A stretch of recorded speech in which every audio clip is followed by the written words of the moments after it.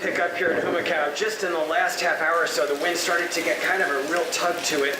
Rain coming down harder. The gate is swinging open and shut. Branches are coming off the trees, and the communications are starting to get dicey. You know, when I look on the radar, I can see we're starting to get into those inner rain bands, and as that outer eye wall approaches us, and I think that it's just going to get much worse from here.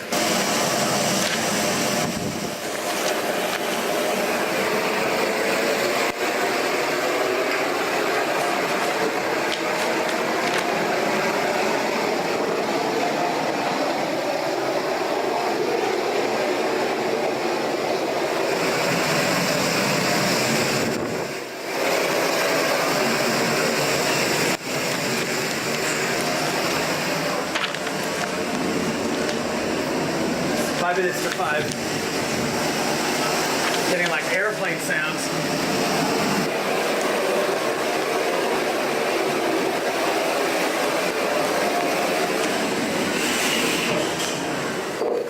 Oh my God, do you want to come in my room? Yeah, come in. Oh, no, shut this. Okay, my neighbor's windows broke.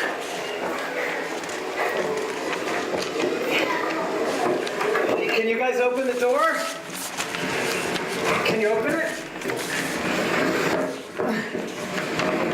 Here, I'm pushing.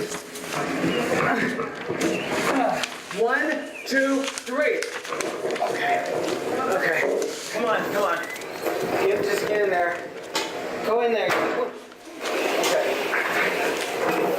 Go in here, it's safer. Go in there. Get in there, you can. Okay, here's some pillows.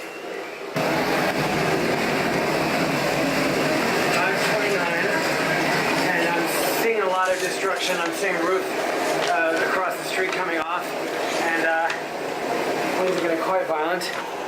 And the pressure is 938 millibars. It looks like it's been falling faster.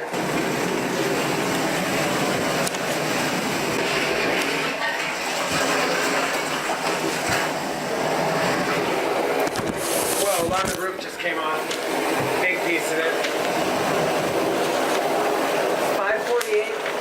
Getting what could be the strongest winds of the evening. Pressure dipped down to below 929.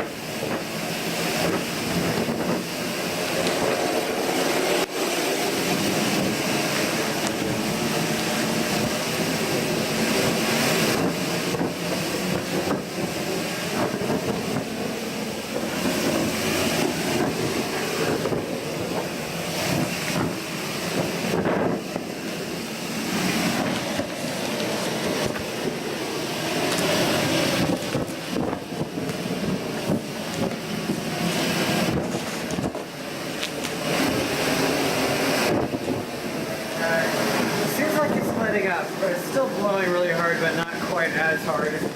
Maybe around 6:20 is when it started to ease a little. 6:30.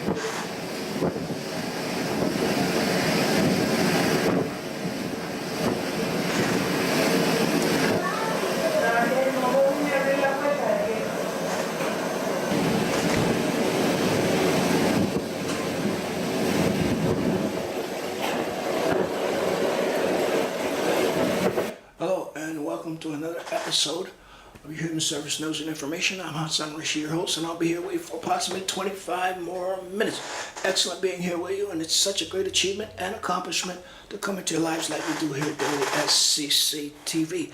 And with that, I welcome you and extend the ancient cordial of peace out to you. Peace be unto you, and thank you for tuning in once again at your Human Service News and Information. Okay, first, before we get into the subject of our broadcast today, I would like to send my deepest condolence and sympathies, sincere sympathies, to all the folks in Puerto Rico. Puerto Rico has been devastated by Hurricane Tropical Storm Maria, and it's just another series, another devastation, natural catastrophe in the line of Irving and other tropical storms throughout the Caribbean seas and the Caribbean islands, etc., etc. So once again, my deepest and sincerest condolences go out to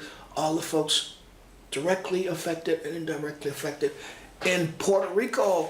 And don't despair if you're here in Eastern Mass and you hear my broadcast. You can, if you still have some type of communication with the folks down in Puerto Rico, you tell them don't despair because help is on the way. Plenty of help is on the way. Okay, I like to first I like to get back into some of this information I have to share with you about some of the efforts being made locally to assist all the good folks down in Puerto Rico. Okay, but first I'd like to remind you that we're going to touch base on some things here at CCTV that's happening here, right here at CCTV. Fall technology classes for nonprofit and city departments. That's happening. That's PR for nonprofits and city agencies. I imagine that's public relations. How do you share the great work your nonprofit is doing in the community? Learn more about PR. I guess that's public relations strategies for nonprofits, and how to assemble a press kit for your organizations. Okay, that's Thursday, October 26th, 10 a.m. to 12 p.m. and $10 for CC members, $25 for non-members. So don't you forget to check that out. That's another opportunity to get involved with fall technology for nonprofits and city departments. Okay, online analytics, that's coming up. That's Thursday, November 16th, 10 a.m. to 12 p.m. $10 for CCD members, $25 for non-members. Your nonprofit is online, but do you know how your social media posts, videos, and websites are performing? In this lecture, we'll discuss how to access interpret analytical data from social media accounts and Google. So don't you miss that course that's coming up.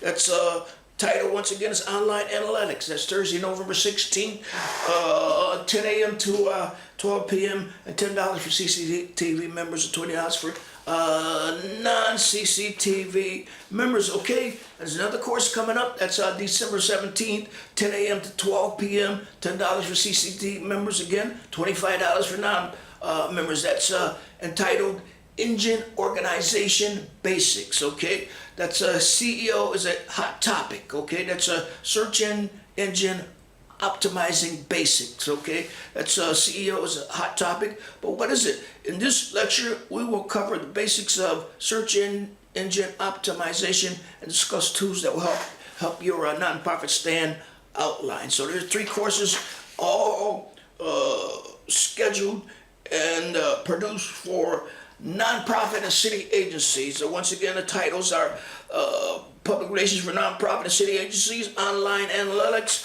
and search engine optimization basic. So if you like additional information on how you can register for all these courses I just mentioned or shared with you, you can contact Cloda Drummy at 617-401-4005, okay, to register for these courses, okay?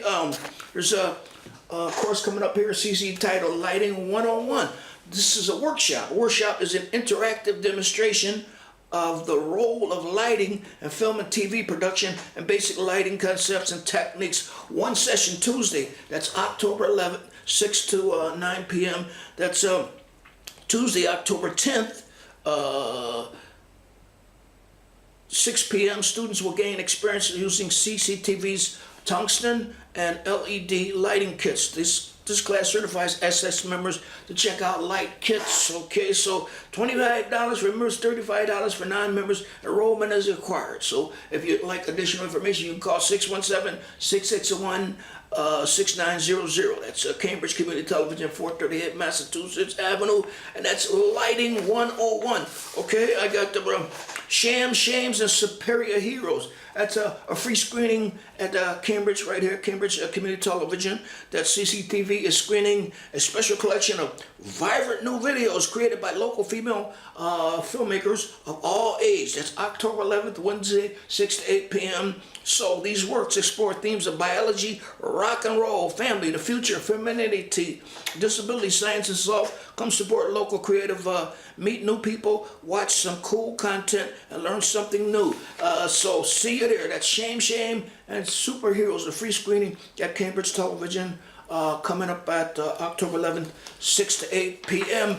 And I don't want you to forget now, there's a new edition of Open Studio that's the CCTV's newsletter. It's free, so there should be a little stand out in front of CCTV 438. You can walk on by and pick up a copy of the latest CCTV newsletter, Open Studios, and this will fill you in on what's happening within CCTV, classes, etc., etc., etc., all kind of good stuff. So that's Open Studios, October, November, December. Keep you updated those 3 months.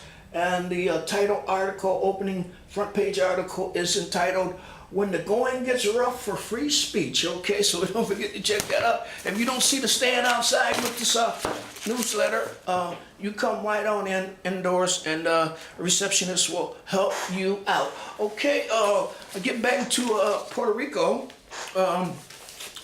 Devastating times for the folks out in Puerto Rico, but I hope they're not despairing, because help is on the way. And for instance, example of the help that's coming to those folks down in Puerto Rico. This is help from a local entity, the Cambridge Police Department, to host fundraiser for Puerto Rico on October 8th. Okay, so that's Cambridge Police this week announced they would host a fundraiser for Puerto Rico on Sunday, October 18th. The Cambridge Police Department, the Cambridge Police Superior Officers Association, and the Cambridge Police Patrol Officers Association announced a drive to support Puerto Rico to raise critically needed items for Puerto Rico's Hurricane Maria relief on Sunday, October 18th, 10 a.m. to 3 p.m. at the Cambridge Police Department. Okay, Cambridge Police Department Public Information Officer Jeremy Warnick said the event that occurred in Puerto Rico are deeply personal for many officers and non-sworn employees, some of whom have families who live on the island. Okay, so a number of those officers proposed doing this drive, and it was strongly supported by Commissioner Bard. That's a new commissioner of the Cambridge Police Department from out of Philadelphia, the Philadelphia area. That's Commissioner Bard. Okay. So, and the rest of the police leadership team, Warnick said. One of the organizers of the fundraiser, Cambridge officer Ozzy Ortez, is from Puerto Rico, said she's hopeful the public will help the local effort. So that's the recent events and aftermath of Hurricane Maria has created so much devastation in Puerto Rico. Many families, including some related to our officers, are struggling to recover. And this is one way we as a community can help out in the short terms she said. And it makes a difference, okay? So that's once again, now this is Drive to Support Puerto Rico, when?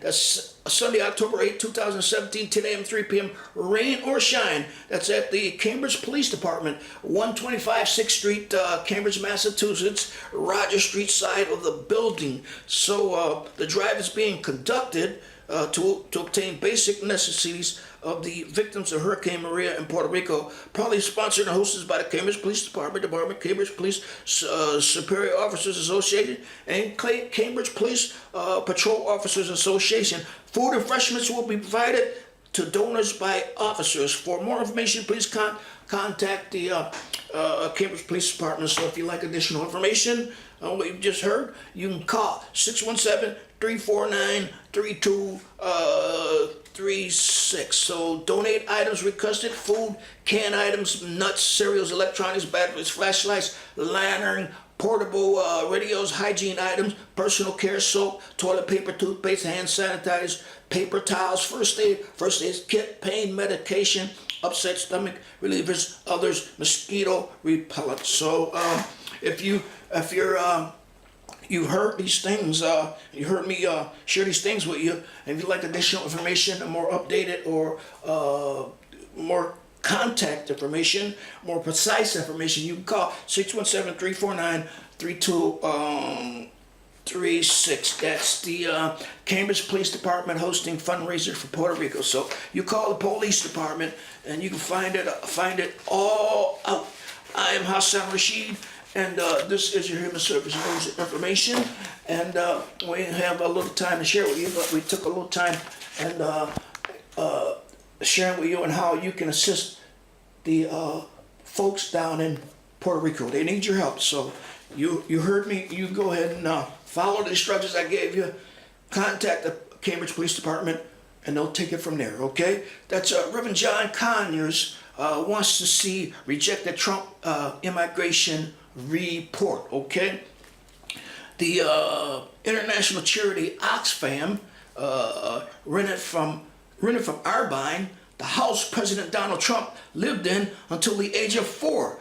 Oxfam let refugees stay in the house to call attention to the plight of refugees around the world. Okay, so U.S. Representative John Conyers of Detroit is requesting the Trump administration about concerns that an internal report showing the economic contributions of refugees was suppressed. Okay, Conyers joined several other top Democrats in the U.S. House in sending letters to the White House Chief of Staff John Kelly and Health and Human Services Secretary Tom Price today, asking for copies of the draft report and other documentations. Okay, in the letter, Conyers, who is the ranking Democrat on the House Judiciary Committee, and the others wrote, "Our nation's public policy should be based on a thorough understanding of empirical facts and data, but if recent reports are true, it appears the Trump administration may have rejected those facts in order to present a biased, incomplete, and untimely false narrative." Last week, the New York Times reported that Trump administration officials rejected an internal draft study by the Department of Health and Human Services that said over the past decade, refugees produce $63 billion more in government revenue than they cost taxpayers. The internal study was never publicly released. The New York Times reported that White House officials conducted the draft study, findings were incorrect and politically motivated and were disproved by the final reports issued by the agency, which asserts that the per capita cost of a refugee is higher than that of an American. Okay? News of the report broke as the administration continued deliberation on what levels of refugee resettlement to permit in the next fiscal year, which begins in October. So the official year is on. The administration also this week raised the travel ban, this time severely restricting entry to the U.S. For foreigners from 8 countries. So that's once again the title of that article I just shared with you was Representative John Conyers wants to see rejected Trump's administration, and they rented the house that Donald Trump was born and raised in, and let refugees stay in the house. You know, so okay, I wanna. Okay, there's so much more I want to share with you, but I don't think we're gonna have the time. But I just want to, I want to share another video with you. And this was a video when the president went down to Puerto Rico to convey his condolences and sympathies to all the folks who are victims of these natural catastrophes. So I want to share this video with you if I can get it on. Just bear with me, tolerate me for a little while, and we'll have this video on for you and share with you what the president was all engaged in down in his visit to Puerto Rico. This yesterday, I believe that was.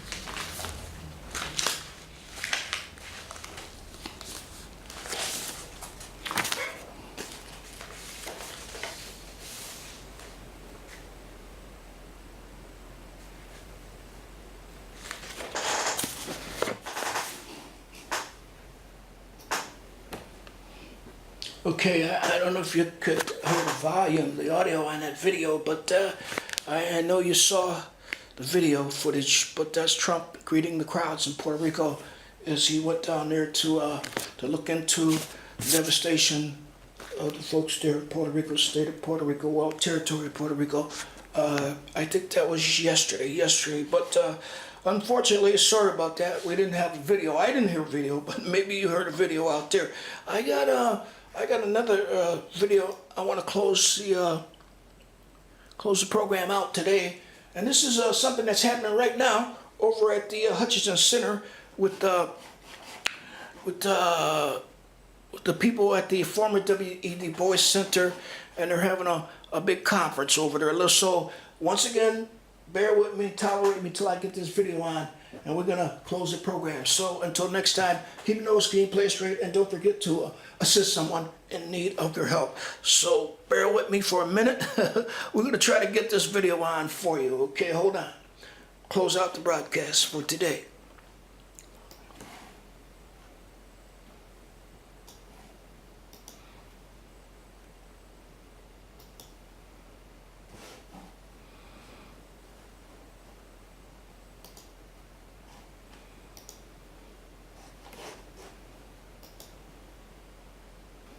Can be more difficult to achieve than that playground was. Donna Brazil was the third of 9 children, born to a father who was a Korean War veteran who worked construction until a back injury forced him to take a job as a janitor, and to a mother who had been trained as a teacher but spent most of her time working as a domestic. She was bolstered by her parents to look past the do not cross lines of segregation and to see America's promise as belonging to her as much as to anyone else. She has written that it was the historical moment in which she was born that accounts for where she is today. Quote, "I've had the opportunity to work at the highest levels of American politics because, together with my family, my community, and my church, the Democratic Party raised me, trained me, helped me work my way to a life beyond my bravest dreams. I'm here because," in her words, "in the 3 years after my 5th birthday, a Democratic president and Congress enacted civil rights and voting rights and declared war on poverty." Donna Brazil's career is inextricably linked to partisan politics. But the motivations that have driven her most profoundly are not about one party or another, but about realizing democratic, with a small d, principles for all. Since 1984, when she worked for Jesse Jackson's presidential campaign, she has been a tireless advocate for the most basic stepping stone in our democracy, voter registration. Her belief in the